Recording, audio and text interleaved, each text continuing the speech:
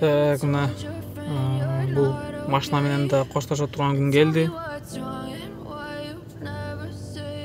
117.000 пробегти алдым эле. 191.000 жетип калдым уже. Так, бул машинаны дагы эми эстеп жүрөбүз да. Ушу машина менен иштедик эле деп эстеликке тартып алайын да. Өзүнө. Машина Hyundai Solaris 2020-жылкы. Ошентип Solaris менен коштошуп атабыз.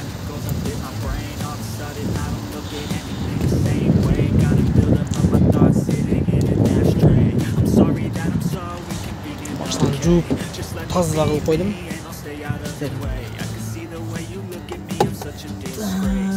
İşte tatlı olup cüp, lisas kılıp Neslerim taşlap geldim уже. Allah'a kâr maşını tapşırıp başka maşına karışırız gerek. Şunday, hoş bol Solaris. Şimdi daha жақсы игіліктерге жеттік.